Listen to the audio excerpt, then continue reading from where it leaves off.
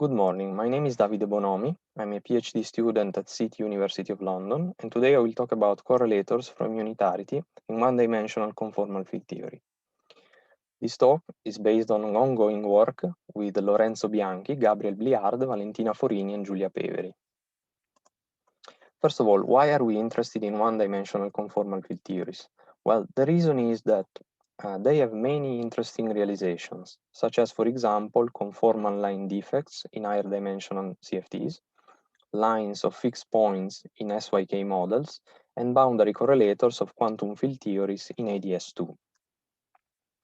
We want to use unitarity techniques because in quantum field theory, unitarity often allows, for example, to compute complicated amplitudes from their discontinuity. And in particular, in perturbation theory, this discontinuity at a given order is often fixed in terms of lower order data.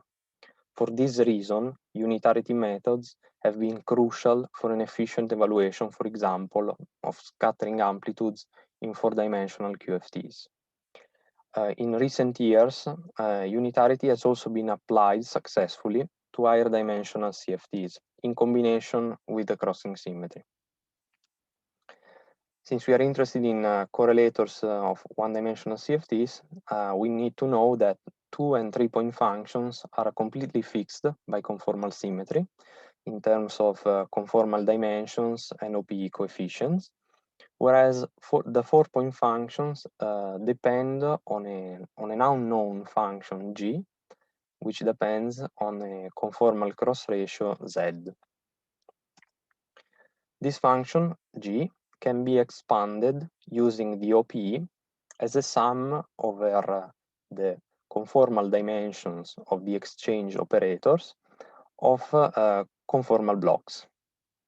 So you see that this function g is completely determined by the conformal dimension of exchange operators and the squared OPE coefficients.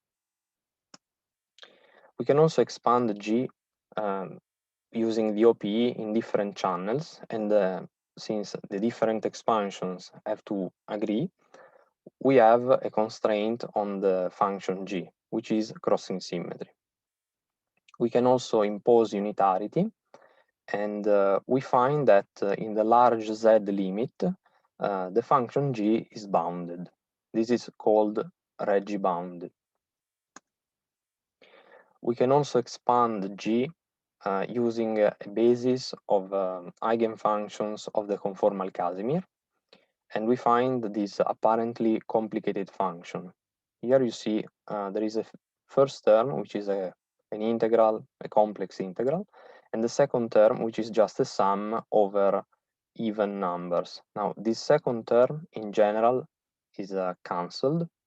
It appears only when there are protected operators in the theory, which have conformal dimension which is exactly equal to an even integer. So we will often forget about this. The first integral can be computed by closing the contour around the poles of the integrand. And if we do that, we find that we are able to reproduce the OPE expansion of the function g. In particular, you see that if we do that, the poles of the integrand correspond to the exchange conformal dimensions, and the residues correspond to the squared OPE coefficient. In particular, I want to point out that if we know this coefficient I of h, which I have highlighted because it will be very important, we can actually find the OPE data precisely using this formula by comparing it with the OPE expansion. So now we are interested in finding in some way this coefficient I of h.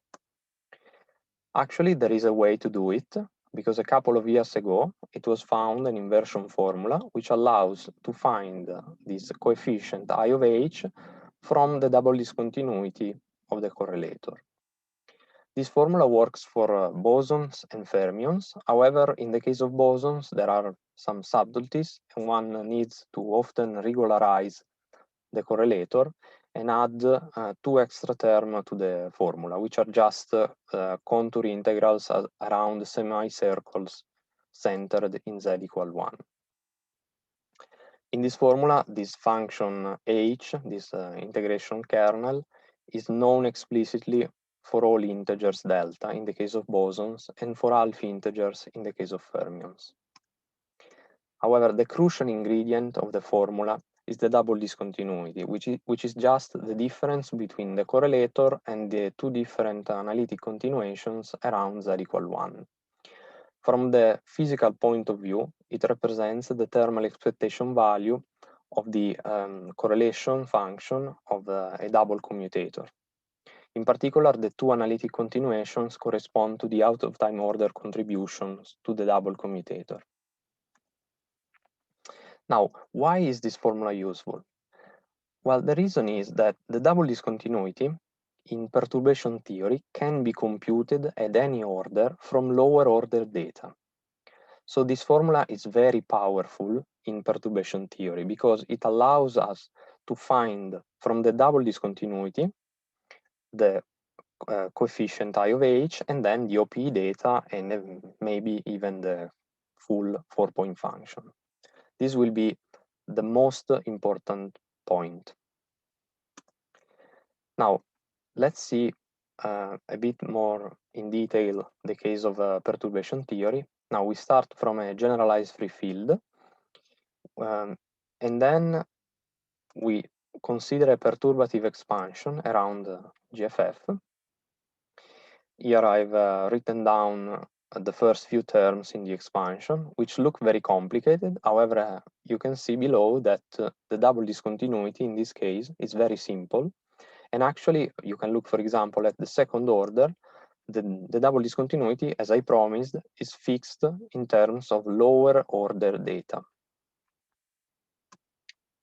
We can apply this technique, for example, just to show you an example, to the phi to the 4th theory in ADS2.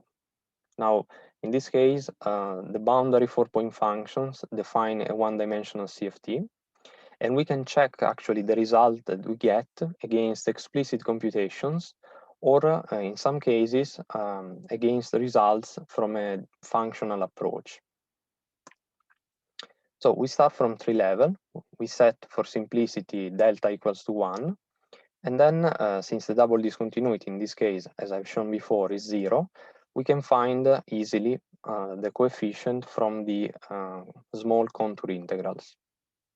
And then, once we have the coefficient, we can resum the OPE and get the 4-point function.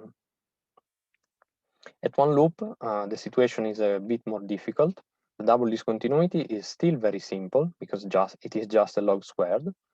And also the contour integrals are just given by the tree-level coefficient. However, the full one-loop coefficient is very complicated. Therefore, we can use it only to extract the CFT data from the poles and the residues. We cannot resum the OPE in this case.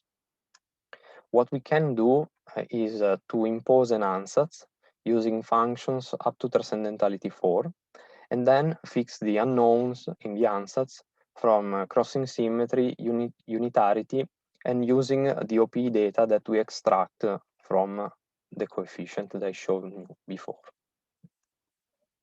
Here is the end result for the one-loop 4-point function. So in conclusion, I've sketched how to compute correlators in one-dimensional CFTs using unitarity techniques. I've shown you that the OPE data is encoded in a coefficient I of h, which can be determined completely from the double discontinuity of the 4-point function. And in particular, this double discontinuity is fixed at any order in perturbation theory in terms of lower order data. And that's actually the whole point of unitarity. We have seen also an explicit example in a perturbative expansion of a scalar theory in ADS2. In the future, we would like to find a dispersion formula to find g of z directly from the double discontinuity, because as you have seen, the coefficient I of h can can become very complicated. And also it would be interesting to extend this approach to the case of non-identical operators and in the presence of a global symmetry, because by doing that, one could apply this unitarity method to many interesting one-dimensional CFTs, such as line defects in higher dimensional theories. Thank you for your attention.